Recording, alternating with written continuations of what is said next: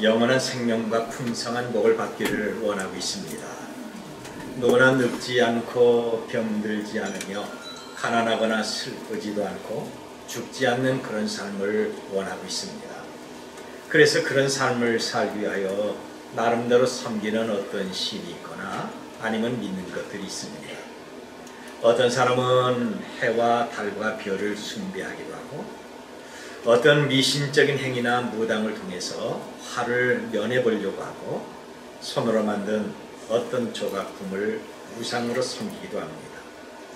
어떤 사람은 특별한 짐승이나 가축을 구별해서 섬기고, 아니면 공산 사상이나 지식과 과학 문명을 숭배하거나, 아니면 돈과 사람의 권력과 조상을 숭배하는 그런 사람이 있습니다. 확실히 우리 인생은 범사의 종교성이 많습니다. 사도 바울은 헬라의 수도 아덴으로 복음을 전하러 갑니다. 거기서 우상이 많은 것을 보고 범사의 종교성이 많다고 하면서 창조주신 하나님을 말하고 복음을 전하게 됩니다. 인생은 누구나 자기보다 강한 자를 의지하거나 인간 한계를 초월해서 영혼을 사모하는 그런 마음이 있습니다. 이것은 헬라 사람뿐 아니라 지금에 이르기까지 모든 인류의 공통된 것입니다. 그런데 우리는 잘못된 것을 숭배하는 그릇된 신앙에서 참되고 살아계신 하나님을 예비하는 것이 구원받은 우리의 신앙이 되어야 됩니다. 사도 바울은 베리아 교회를 설립한 후에 이제 아덴으로 갔습니다. 당시 세계에는 3대 도시가 있었는데, 이 종교적으로는 예루살렘이고 정치적으로는 로마고 철학적으로는 본문에 나오는 아덴이라고 하는 도시입니다. 그런데 철학의 도시 아덴에 가니 우상으로 몰락해 있었던 겁니다. 역사가의 책을 보면 당시 헬라의 신은 무려 3만 개의 잡신이 있었다고 합니다. 사람의 머리로 생각해낸 각종 우상이 건물과 집집마다 거리마다 있었던 겁니다. 감독인 페트로니우스는 말하기를 아덴에서는 사람을 만나는 것보다 신을 만나는 게 더 쉽다고 했습니다. 그만큼 사람이 만든 우상이 많은 것입니다. 여기 16절 보면 바울이 아덴에서 그들을 기다리다가 그 성에 우상이 가득한 것을 보고 마음에 격분하여 그랬습니다. 아덴에서는 우상의 수가 사람 수보다 훨씬 더 많은 것입니다. 자기들도 알지 못하는 신의 형상을 만들고 섬겼으니 사람의 지식으로 수만 개 신을 만들면서도 모르겠다고 하는 것입니다. 이제 사도 바울은 이것을 보며 마음에 의로운 마음이 생겼습니다. 여러분, 그리스도의 의복은 성령이 충만할 때 생기는 것입니다.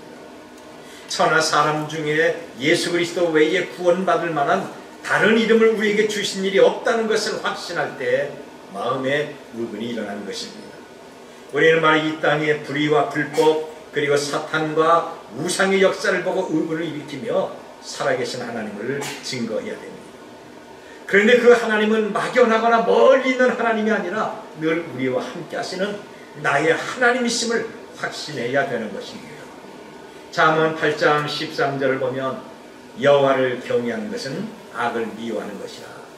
나는 교만과 거만과 악한 행실과 패역한 입을 미워하느니라고 했습니다. 우리는 불의와 우상을 보고 거룩한 의분을 일으켜야 됩니다. 여호와를 경외하는 것은 악을 미워하는 것입니다. 세리와는 회개하지 않는 교권주의자와 음란한 헤롯을 보고 마음의 의분을 일으켰습니다. 베드로는 성령을 속인 아나니아와 삽비라를 보고 의분을 일으켰습니다. 다윗은 하나님을 모독하는 이 골리앗의 망령된 그 말과 행동을 보고 의분을 일으켰습니다. 그런데 사도 바울은 아덴에서 우상을 섬기는 보고 그 마음이 격분됐다고 했습니다. 여기 16절을 보면 바울이 아덴에서 그들을 기다리다가 그 성에 우상이 가득한 것을 보고 마음에 격분하여 그랬습니다.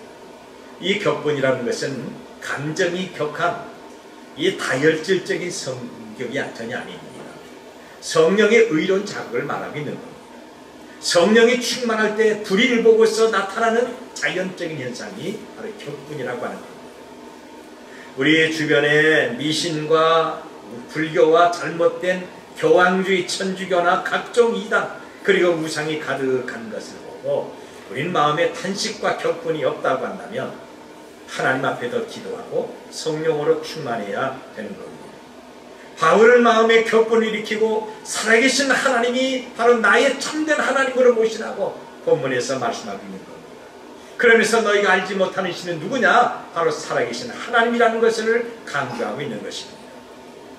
많은 그리스도인들이 등산을 하는데 원하지 않게 문화재 관람이라는 명목으로 입장료를 냅니다. 사찰과는 아무런 관련이 없는데 돈을 내야 됩니다. 이런 불합리한 것을 속히 우리는 제거해야 됩니다. 제가 아는 어떤 교회에서 여름 수련회 때 인솔했던 목사가 혼자 사찰 구경을 갔다가 사탄에게 물린 적이 있습니다. 설악산에서 대학생들 인솔하고 집회를 하다가 성경 공부 시간에 혼자 흔들바위에 있는 암자로 돌아갔습니다.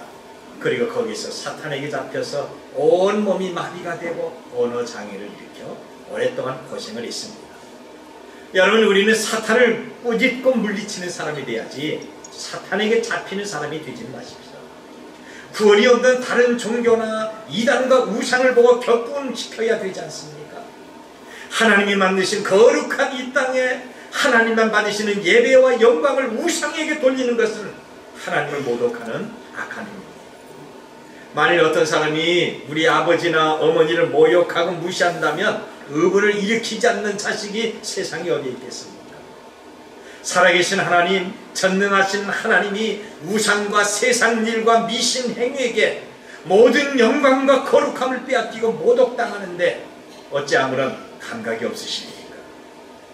오늘 여기 18절을 보면 어떤 에피쿠로스와 스토아 철학자들도 바울과 쟁론할세, 어떤 사람은 이르되 이 말쟁이가 무슨 말을 하고자 하느냐고, 어떤 사람은 이르되 이방 신들을 전하는 사람인가 보다 하니 이는 바울이 예수와 부활을 전하기 때문이라 그랬습니다. 이 당시 헬라 사상에는 크게 네 가지가 있습니다. 먼저 오늘 본문에 나오는 에피쿠로스 철학 사상입니다. 이것은 철저하게 무신론적 사상입니다. 이들은 세계는 하나님이 천지를 창조한 것이 아니라 우연히 어떤 원소들이 집합돼서 이루어졌다고 말합니다. 그리고 신이 있어도 우리 인생과 전혀 관계가 없는 일종의 유령에 불과하답니다. 이들의 영생과는 오직 현실의 물질입니다. 그래서 죽을 때는 영혼이 해체가 돼서 분산됨으로 남는 것이 아무것도 없다고 합니다. 결국 이들의 최고의 목표는 육신의 쾌락입니다. 죽으면 모든 것이 끝나기에 쾌락을 누리는 것이 최고의 덕으로 알고 있습니다. 그래서 육신의 쾌락을 즐거워하고 이 쾌락을 행복을 합니다. 노세 젊어서 노세 늙어지면 못 나오니 결국 이런 것들이 우리의 우상이 되는 것입니다. 방탕과 향락과 그리고 안일로 헛된 세상을 보내는 어리석은 사람들이 에피쿠로스 철학 사상입니다. 그리고 두 번째는 스토아 철학 사상이 있습니다. 바로 이것은 범신론으로 하나님은 우주적이다. 그러므로 우주가 곧 하나님이라고 하는 겁니다. 그래서 하나님을 비인격적인 하나님으로 만들어버리고 말합니다. 여러분, 이것은 뭐냐? 신과 만물을 동일시하는 겁니다. 하나님은 살아계신 유일하신 분이 아니라 하나의 창조된 어떤 물건으로 취급하고 있습니다. 그래서 이들은 아덴의 신상과 신전에서 하나님을 조각을 해서 부수고 또 조각하고 섬기고 또 부수고 그럽니다. 무려 3만 개 이상이 됩니다. 이들은 이성을 강하게 내세워서 자기의 이성으로 선과 악을 결정짓고 아름다운 미를 창조한다고 합니다. 그래서 하나님은 아무것도 할 것이 없습니다. 이성보다 못한 존재로 여겼습니다. 그리고 인간의 미덕으로는 자살을 장려하고 있는 겁니다. 에피쿠로스는 육신의 향락을 장려했다고 한다면 스토아 철학은 자살, 죽음이 가장 아름답다고 합니다. 할 수 있으면 복잡한 세상을 빨리 떠나라고 장려하고 있습니다. 그리고 세 번째는 허무주의 사상이 있습니다. 삶의 공허를 메꾸기 위해서 가는 곳마다 우상을 만들었습니다. 지금의 미신 숭배 사상입니다. 여러분, 기독교의 모든 종교가 다 여기에 속한 것입니다. 무려 3만 개 허탄한 우상을 만들었지만 이들은 삶의 만족을 누리지 못하고 계속해서 방황하고 있지 않습니까? 삶의 좌절과 시리에 빠지고 이 땅에 소망을 두다가 허무하게 세상을 끝나는 것입니다. 그리고 네 번째는 지식주의 사상이 있습니다. 이 당시 아덴에서는 철학 지식을 배우려고 많은 외국 사람들이 유학을 옵니다. 결국 에피쿠레스의 쾌락과 스토아의 자살을 거하고 지식주의가 돼서 하나님과 인간의 참 목적에 대해서는 아무것도 해결하지 못합니다. 그런데 불행하게 이런 사상이 지금까지 이 땅에 계속 내려오고 있습니다. 여러분, 이럴 때 우리가 해야 될 일이 어떤 것입니까? 바울처럼 이들 속에서 아주 크게 확신 있게 외쳐야 됩니다. 22절을 보니까 바울이 아리오바고 가운데 서서 말하되 아덴 사람들은 너희를 보니 범사에 종교심이 많도다 말하면서 살아계신 성삼위 하나님을 전해야 됩니다. 오늘 본문에 나오는 사도 바울의 설교를 종합하면 기독교의 신관, 인생관, 구원관이 다 내포되고 있습니다. 하나님은 우주 만물을 창조하셨지만 타락한 사람들은 창조주 하나님을 알지 못하고 또 알려고 하지 않습니다. 그런데 오직 구주이신 예수님을 믿을 때 영원한 생명을 얻는다는 것을 오늘 본문에서 알 수가 있습니다. 첫째는 살아계신 하나님이 천지 만물을 창조하셨습니다. 24절 26절을 보면 우주와 그 가운데 있는 만물을 지으신 하나님께서는 천지의 주제시니 손으로 지은 전에 계시지 아니하시고 또 무엇이 부족한 것처럼 사람의 손으로 섬김을 받으시는 것이 아닙니다. 이는 만민에게 생명과 호흡과 만물을 친히 주시는 이시니라 인류의 모든 족속을 한 혈통으로 만드사 온 땅에 살게 하시고 그들의 연대를 정하시며 거주의 경계를 한정하셨으니 그랬습니다. 여러분, 하나님이 천지 만물을 창조하셨고 인류를 창조하셨고 인류의 수명을 정하셨으며 땅과 바다를 구별했던 겁니다. 그런데 에피쿠레스 사상은 신의 섭리와 초자연성을 거부하기에 창조주 하나님 말 자체에 그 자체가 신기했던 겁니다. 스토아 사상은 범신론이므로 하나님의 창조를 절대 믿지 않습니다. 그래서 바울은 하나님이 천지를 창조하셨다는 것을 말하고 있는 겁니다. 하나님은 살아계셔서 천지 만물을 창조하시고 통치하시며 여전히 보존하고 있습니다. 바울은 살아계셔서 창조주의 영광을 받으신 하나님을 먼저 말하므로 우상과 헬라의 여러 잡신들의 허무함을 공격했던 것입니다. 여러분, 하나님은 천지를 창조하시고 살아계시기에 저와 여러분의 생사화복을 주장하십니다. 구약 성경 보면 살아계심을 스스로 계시하지 않았습니까? 그래도 믿지 못하는 어리석은 영혼들을 위해서 예수 그리스도를 이 땅에 보내셨습니다. 그리스도의 사역과 성령의 그 능력에서 우리는 살아계신 하나님을 볼 수가 있는 것입니다. 저는 병든 사람에게 신방할 때 종종 이런 말을 합니다. 만드신 분은 고장난 것을 다른 사람보다 확실하게 다 알고 고칠 수가 있습니다. 하나님은 당신을 만들기에 능히 병난 것과 잘못된 것, 고장난 것을 고칠 수가 있습니다. 그러므로 그분을 의지하면서 더 기도하십시오. 절대 낙심하거나 하나님의 능력을 의심하지 마십시오. 그렇습니다. 우리 어떤 문제든지 하나님의 허락과 간섭이 없이는 일어나지 않습니다. 하나님은 살아계셔서 지금도 우리를 보고 계십니다. 그분은 우리의 속사정을 다 아시고 지금 우리가 어떤 자세로 하나님 앞에 예비하고 있는가 보고 있는 겁니다. 내가 하나님을 사모하고 의지하면서 내 인생의 모든 문제를 내맡길 때 가정의 행복을 주시고 일터를 윤택하게 하시며 영혼과 육체를 강건하게 하십니다. 믿으시길 바랍니다. 이제는 아덴 사람처럼 하나님을 멀리하는 어리석은 인생들은 되지 마십시다. 29절 보면 이와 같이 하나님의 소생이 되었은즉 하나님을 금이나 은이나 돌에다 사람의 기술과 고안으로 생긴 것들과 같이 여길 것이 아니라고 했습니다. 이사야서 45장 16절 보면 우상을 만드는 자는 부끄러움을 당하며 욕을 받아 다 함께 수욕에 들어갈 것이오되 이스라엘은 여호와께 구원을 받아 영원히 구원을 받으리니 너희가 영원토록 부끄러움 당하거나 욕을 당하지 않는다고 말씀하고 있습니다. 여러분, 우상을 섬기는 자는 영원한 부끄러움과 욕을 당하지만 하나님의 사람은 부끄러움 당하는 사람이 아닙니다. 하나님의 사람은 하나님이 가지신 영광을 함께 누리는 아주 특별한 선택받은 사람들입니다. 우리 하나님은 살아계십니다. 나의 하나님, 전능하신 하나님은 어제나 우리나 영원토록 동일하게 능력으로 일하십니다. 이제는 야곱이 베들로 들어갈 때처럼 이방의 세상 모든 것 다 내버리고 내 자신을 정결하게 하며 하나님 앞에 믿음의 제단을 쌓도록 하십시다. 세상의 것, 그리고 물질, 인간의 사상과 세상을 좋아하는 모든 것들은 살아계신 하나님의 능력으로 던져버리고 유일하신 하나님을 의지하며 예배하도록 하십시다. 하나님 외에 다른 것이 영광받지 못하도록 오직 하나님 영광, 오직 하나님 예배, 오직 하나님 제일주의로 사는 우리가 되기를 바랍니다. 그리고 두 번째는 살아계신 하나님은 각 사람에게 가까이 하고 있습니다. 27절 보니까 이는 사람으로 혹 하나님을 더듬어 찾아 발견하게 하십니다.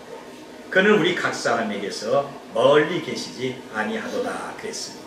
여기 멀리 계시지 않는다는 건 떨어져 있는 것이 아니라 바로 옆에 있다고 하는 것입니다. 여러분, 하나님은 당신을 친히 계시하시며 마침내 육의 몸으로 오셔서 우리와 함께하고 있었던 겁니다. 그래서 우리는 하나님 안에서 살고 하나님 안에서 움직이고 하나님 안에서 존재할 수가 있습니다. 그래서 가까이 계신 하나님을 늘 찾고 만날 수가 있습니다.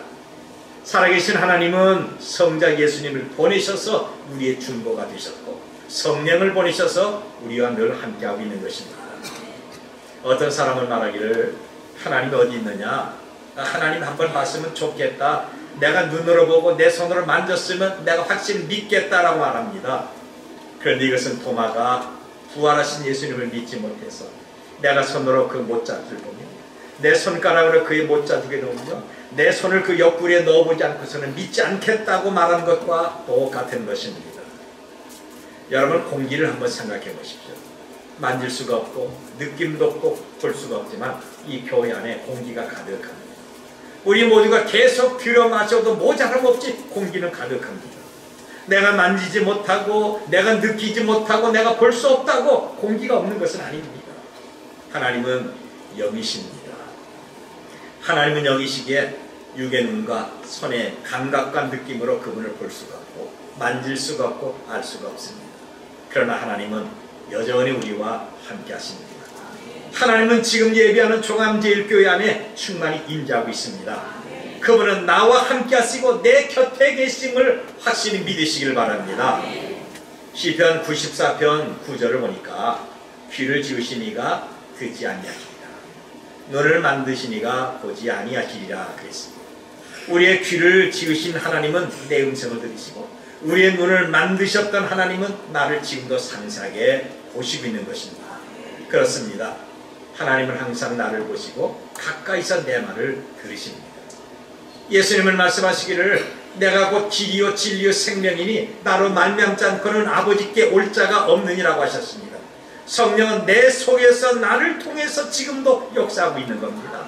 그래서 우리가 예수님을 믿고 있는 것입니다. 여러분, 내가 살아있는 순간에 내가 호흡을 하고 숨쉬는 그 순간에도 나와 함께하는 성령의 임재가 있는 것입니다. 디모데후서 4장 17절 보니까 주께서 내 곁에 서서 나에게 힘을 주시면 나로 말미암아 선포된 말씀이 온전히 전하되 모든 이방인들이 듣게 하려 하심이라 그랬습니다. 여러분, 주께서 내 곁에 서서 나에게 힘을 주십니다. 그렇습니다. 내 곁에 주님이 계신 것을 믿으면 아멘 하도록 하십시다. 더 크게 아멘 합시다. 하나님은 단체의 하나님이 아니십니다. 저와 여러분을 각각 만나주시고 도와주시는 개인의 하나님이십니다. 우리가 주의 이름으로 모여 예배할 때는 더 강력하게 더 뜨겁게 그분의 임재를 우리가 경험할 수가 있다고 하는 것입니다. 이스라엘 백성이 광야 생활을 할 때 하나님이 함께 하심을 이들은 날마다 보고 느꼈습니다. 하나님은 낮에는 구름 기둥으로 밤에는 불기둥으로 백성들과 함께 하시면서 앞서가셨습니다. 이것을 보고 백성들은 무엇을 생각하십니까? 구름 기둥을 보면서 내 앞에 가시는 하나님, 나의 인도자가 되시는 하나님을 저들은 느끼게 됩니다. 밤에 환하게 비치는 불기둥을 보면서 하나님이 여기에서 우리를 지키셔주고 여기에서 나와 함께 하심을 저들은 믿고 있는 것입니다. 이스라엘은 불과 구름 기둥을 볼 때마다 가까이 계셔서 나와 함께 하신 하나님, 우리 속에 임재하시는 하나님의 영광을 찬미했을 것입니다. 여러분, 하나님은 먼 데 계신 하나님이 아니라 가까이 계신 하나님이십니다. 그 하나님은 나와 동행하시고 나를 지켜주시는 내 아버지십니다. 이사야서 44장 21절을 보니까 야곱아 이스라엘아 이 일을 기억하라. 너는 내 종이라. 내가 너를 지었으니 너는 내 종이라. 이스라엘아 너는 나에게 잊혀지지 아니하리라고 했습니다. 여러분, 저나 여러분은 하나님 앞에 잊혀진 백성이 전혀 아닙니다. 하나님은 결코 우리를 잊어버리지 않습니다. 시편 121편 5절에서 8절을 보니까 여호와는 너를 지키시는 이시다. 여호와께서 내 오른쪽에서 내 긍휼이 되시나니 낮의 해가 너를 상하게 하지 아니하며 밤의 달도 너를 해치지 못하리로다. 여호와께서 너를 지켜 모든 환난을 면하게 하시며 또 내 영혼을 지키시로다. 여호와께서 너의 출입을 지금부터 영원까지 지키시라고 했습니다. 전능하신 하나님이 바로 내 곁에 계셔서 나를 지켜주시고 나를 도와주시고 있는 것입니다. 우리 중에 어릴 때 길 잃어버렸던 분이 있습니까? 나이를 아주 많이 먹으면 기억력이 없어서 길 잃어버리는 사람도 있는데, 여러분, 저는 어릴 때 길을 잃어버렸습니다.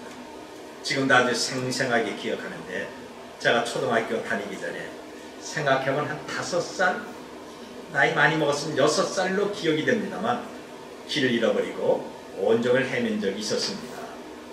그때 제가 살던 집은 청파동인데 청화도 옆에 있는 이모 집에 누님을 따라서 놀러 갔습니다. 그리고 어린 나이에 심부름하다가 그만 길을 잃어버리고 말았습니다. 나는 점점 어두운데 처음 가는 낯선 곳에 이모 집을 찾을 수가 없었습니다. 여기저기 좀 헤매고 다닐 뿐이었습니다. 지나가는 사람들은 길을 잃고 헤매는 어린 저에게 아무도 관심을 갖지 않았습니다. 목은 마르고 배는 고픕니다. 그러면서 무서움을 느끼기 시작합니다. 시간이 지날수록 날은 점점 어두워갑니다. 이제는 캄캄하게 됐는데 지나가는 사람도 없습니다. 혹시 사람이 지나가도 제가 어린 나이에 감히 집을 찾아달라고 말할 용기 자체가 없었던 겁니다. 그때 제가 보기에 고등학생 정도 되는 어떤 학생이 길을 갑니다. 그래서 무조건 그 길을 따라갔습니다. 그 학생은 뒤를 돌아보다가 제가 계속 따라오니까 이상해서 걸음을 멈추고 저에게 말을 거는 겁니다. 얘, 너 왜 자꾸 나를 따라오니? 저는 아무 말 못했습니다. 그러자 학생은 말하기를 너 길 잃어버렸니? 하고 묻습니다. 그렇다고 말하니까 집이 어디니? 그래요. 청파동입니다. 그럼 내가 청파동까지 데려다주면 너 집 찾아갈 수 있니? 라고 물어봅니다. 물론 제가 집 주소를 잘 알고 있기 때문에 찾아갈 수 있다고 하니까 저를 데리고 자기 집으로 가서 어머니에게 차비를 받아가지고 저를 청파동 버스 정류장까지 데려다 줬습니다. 저는 정류장에 내리자마자 앞장서서 제 집으로 찾아가는 겁니다. 여러분, 제가 정말 그때 너무 똑똑해서 그 어린 나이에 집 주소 다 알고 있었습니다. 집 주소. 그리고 동네를 알았기에 버스에서 내리자마자 이제는 그 형 앞장서서 제가 가는 겁니다. 저는 아주 어릴 때 길을 잃어버렸지만 정말 주소를 알 정도로 굉장히 똑똑했습니다. 지금 여러분, 권사님들 새로 변경된 주소 알아요? 모르잖아. 나는 더 똑똑했습니다. 그때 저를 데리고 이모 집으로 가서 길을 잃게 했던 그 장본인, 그때 누님이 지금 우리 교회에서 예배하고 있는 겁니다. 이제 보니까 아주 굉장히 미워 죽겠어요. 그런데 부전자전이라고 제가 어릴 때 길을 잃어버리니까 제 어린 아들 녀석도 길을 잃어버렸습니다. 저는 선한 일, 심부름마다 길을 잃어버렸는데 제 아들 은택이는요, 유치원에 다니면서 세발자전거 타고 가출해버리고 만 것입니다. 어딜 가든지 아무리 찾아도 아들 찾을 수가 없어요. 온 동네를 다 돌아다녔습니다. 급기야 교회 근처에 사는 교인들 집을 두들기면서 아들을 찾으라고 소란을 폈던 겁니다. 이러기를 반나절이 됐습니다. 아들이 없었어요.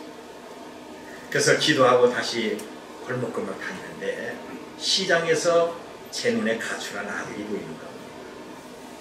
아빠온 교인들이 자기를 찾는 것도 모르고 세발 자전거에 앉아서 입 딱 벌리고 침 흘리면서 호떡 굽는 것을 구경하고 있더라고요. 그리고 지루한지 또 페달을 밟으면서 진열장에 놓인 여러 물건을 보면서 기웃거립니다. 저는 혼자 이 녀석이 어디까지 가는가 그 뒤를 몰래 따라다녔습니다. 그러다가 퍼뜩 진짜 번개처럼 한 가지 깨달음이 있었습니다. 그렇지, 아들은 내가 뒤를 따라가는 것을 알지 못하지만 아버지는 한눈 팔지 않고 이 아들만 보면서 그와 함께합니다. 그러면서 나는 전혀 의식하지 못하지만 하나님이 나를 이렇게 지켜보시겠지, 하나님이 나와 이렇게 함께 하시겠지, 나는 하나님을 볼 수가 없지만 하나님이 나를 보신다. 여러분, 그때 제 마음이 불덩어리가 임하는 것 같았습니다. 우리는 때로 하나님을 잊고 있지만 하나님은 한 번도 우리를 잊지 않고 늘 함께 계십니다. 하나님은 바로 여러분을 지켜주시는 전능하신 분이십니다. 성경은 말하기를 하나님은 멀리 계신 하나님이 아니라 가까이 계신 하나님이라고 말씀하고 있습니다. 그렇습니다.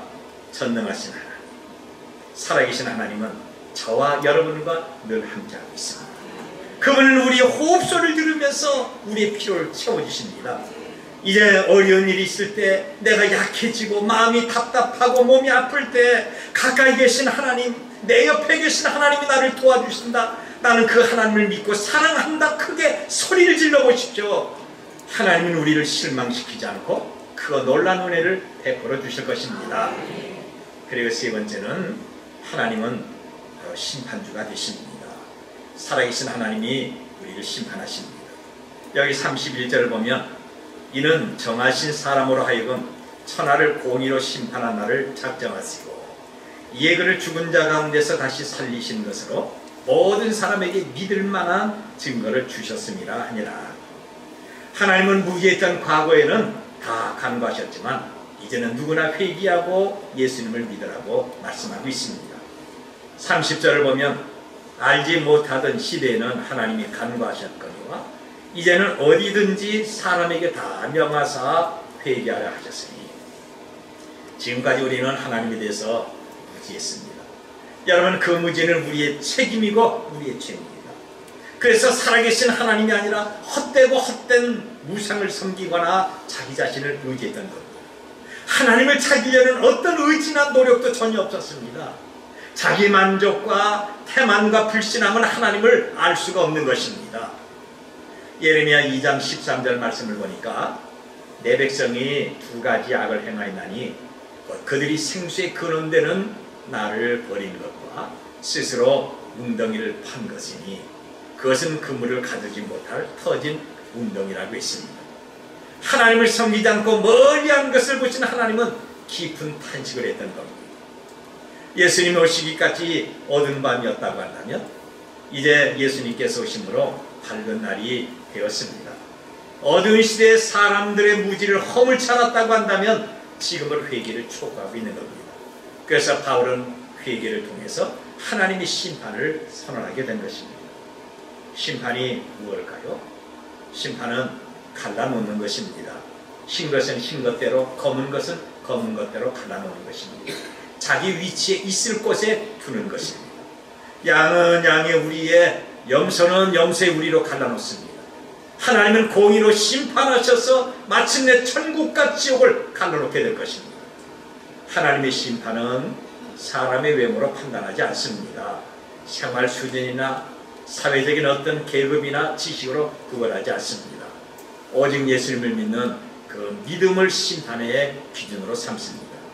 세상에는 자칭 하나님도 있고 자칭 구세주가 많으나 바울이 전하는 예수님은 하나님이 죽은 자 가운데서 살리심으로 모든 믿는 자들에게 구주가 되셨던 겁니다.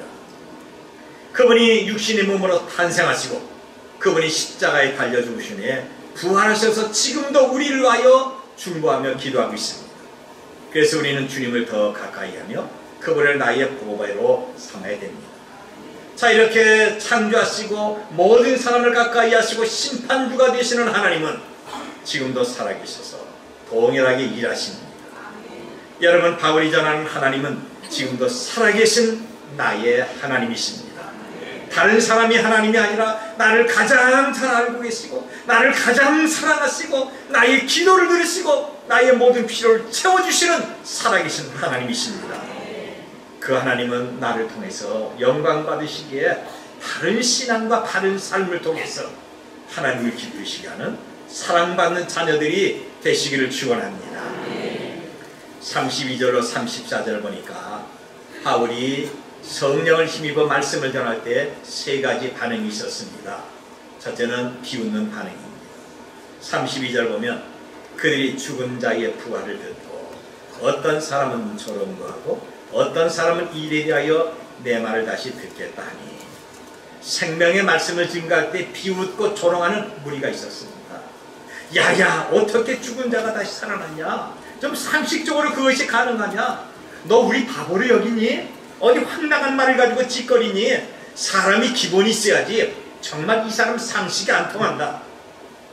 말씀을 믿지 않고 비웃는 무리는 롯의 사위와 같은 사람입니다. 소돔과 고모라 성이 멸망할 때 빨리 피하라고 애타게 부르짖는 장인의 말을 농담으로 듣다가 마침내 불심판을 받게 된 것입니다. 그래 두 번째는 연기하는 반응이 있습니다. 어떤 사람은 이 일에 대하여 내 말을 다시 듣겠다. 말씀을 마음에 두지 않고 다음에 시간 나면 다시 듣겠다고 연기합니다. 지금은 안 되니 다음에 보자. 다음에 보자. 사도행전 24장 25절 보니까 사도 바울이 벨리스 총대에게 그리스도와 생명의 말씀을 증거하자. 너 지금 가라. 내가 틈 있으면 시간을 좀 내서 너 부르겠다. 그리고 그를 내쫓았습니다. 지금은 가라. 내가 시간이 나고 한가하면 그때 다시 듣겠다. 이것은 매우 어리석은 것입니다. 왜냐하면 내일까지 우리 생명이 보장되지 않기 때문에 그렇습니다. 오늘이라도 하나님이 부르시면 가야 할 연약한 우리는 말씀 있으면 즉각 아멘하며 순종해야 될 것입니다. 그리고 바울의 말씀을 따르는 그런 반응도 있습니다. 이제 몇 사람이 바울의 말을 듣고 예수를 따릅니다. 참으로 예수님을 믿고 따른 사람은 복 있는 사람들입니다. 육체와 마음은 쇠잔하나 하나님이 내 영혼의 분기심을 알아서 날마다 주님 앞에 더 가까이 가는 믿음의 사람들이 되시길 바랍니다. 34절에 뭐라고 합니까? 몇 사람이 그를 가까이 믿으니 그 중에는 아리오바고 관리 디오누시스와 다말이라 하는 여자와 또 다른 사람들도 있었더라 그랬습니다. 이때 예수님을 믿은 디오누시스는 최초의 아덴의 감독이 됐습니다. 그의 고린도 교회 감독이 됐고 도미시안 황제 때 박해를 받고 그는 순교했던 겁니다. 영광의 멸류관을 하나님이 미리 준비하셨던 겁니다. 오늘도 목사의 설교를 듣는 반응은 세 가지입니다. 말씀을 믿지 않고 비난하고 불평하거나, 말씀을 듣지 않고 잠을 자거나, 아니면 핸드폰을 만작거리면서 가볍게 여기는 이런 사람들이 있습니다. 야, 참말 잘한다. 그래, 목사니까 저런 말을 하지. 그래, 목사니까 그렇게 말해야지. 아, 그렇게 말해야 돼. 그냥 넘어가지 마십시오. 롯의 사위처럼 멸망의 길을 갈 수가 있습니다. 반면에 지금 순종하며 결단하지 않고 다음으로 연기하는 사람도 있습니다. 뭐 다음에 하지. 금년 다 지났는데 내년 1월 1일부터 하지. 아이들이 대학교 들어가면 하지. 뭐 직장만 하면 그때 하지. 지금 안 해도 다음에 봉사할 기회가 있잖아. 시간 나면 그때 하지. 자꾸 여러 핑계를 만들어 다음으로 미루지 마십시오. 성령의 감동을 소멸시키지 말고 주의 말씀에 아멘하면서 즉각적으로 순종하도록 하십시오. 지금은 힘들고 지금은 내가 모든 걸 내려놓을 때 섭섭한 것 같고 안 되는 것 같아도 주의 도우심으로 범사의 형통케 하심을 경험하게 될 것입니다. 여러분, 살아계신 하나님은 여러분의 하나님이십니다. 천지를 창조하신 하나님은 나의 하나님이십니다. 그 하나님을 고배로 삼고 하나님을 기뻐하도록 하십시오. 살아서 역사하시는 하나님, 천지를 창조하시고 바로 내 곁에서 나를 돌보신 하나님, 연약하고 부족할 때 나에게 늘 힘이 되신 하나님을 예비하고 그분께 감사하도록 하십시다. 그것이 주께 받은 은혜에 보답하는 복된 길입니다. 이렇게 함으로 신년도에는 더 크고 놀라운 은혜가, 주의 은혜가 우리들과 늘 함께 하시기를 바랍니다.